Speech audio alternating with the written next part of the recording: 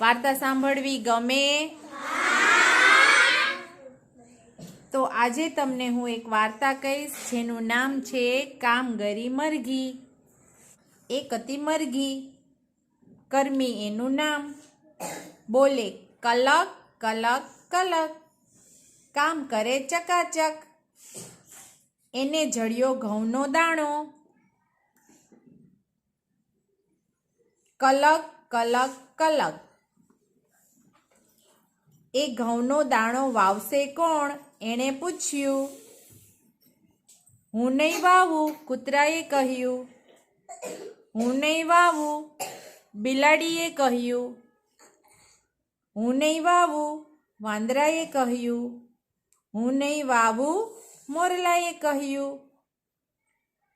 તો પછી હું જ એ વાવીશ, મરઘીએ કહ્યું. કલક કલક કલક. મરઘીએ ઘઉંનો દાણો વાવ્યો. પછી એમાંથી અંકુર ફૂટ્યો. ચીકોટો ફૂટે ને એ અંકુર વધીને છોડ થયો. છોડ પર લીલા કચ પાંદડા આવ્યા. સૂરજનો તડકો એ જોવા રોજ આવે. છોડ વધીને મોટો થયો. એને માથે ઉંબીઓ દેખાય. એ ઉંબીઓમાં દાણા ભરાયા. મરઘીનું મન ભરાયું. દાણા પાક્યા. હવે એ ઘઉં લણશે કોણ? મરઘીએ પૂછ્યું. હું નહીં લણું, કૂતરાએ કહ્યું. હું નહીં લણું, બિલાડીએ કહ્યું. હું નહીં લણું, વાંદરાએ કહ્યું. હું નહીં લણું, મોરલાએ કહ્યું. તો પછી હું લણીશ, કર્મીએ કહ્યું. કલક કલક. મરઘીએ ઘઉં લણી લીધા. મરઘીએ શું લણી લીધું? હવે એ ઘઉં ઝૂડશે કોણ? મરઘીએ પૂછ્યું. હું નહીં ઝૂડું, કૂતરાએ કહ્યું. હું નહીં ઝૂડું, બિલાડીએ કહ્યું. હું નહીં ઝૂડું, વાંદરાએ કહ્યું.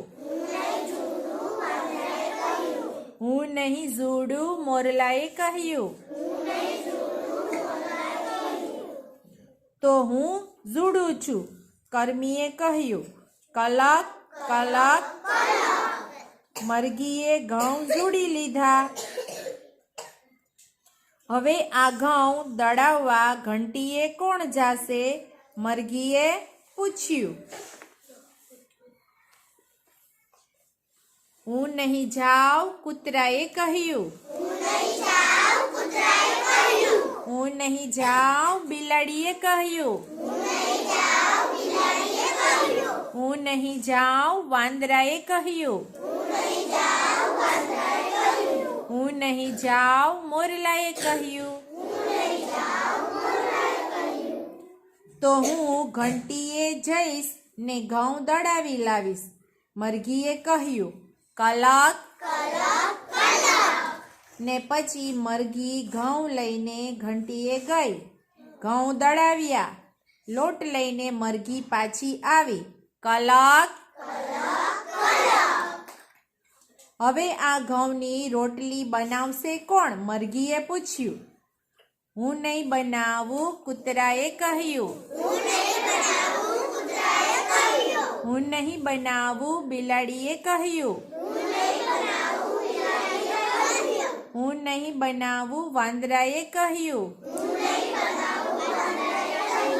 હું નહીં બનાવું, મોરલાએ કહ્યું.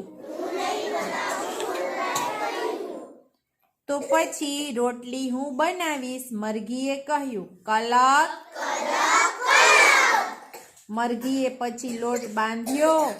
રોટલી વણી, શેકી, ઘીમાં ઝબોડીને થાળીમાં પીરસી.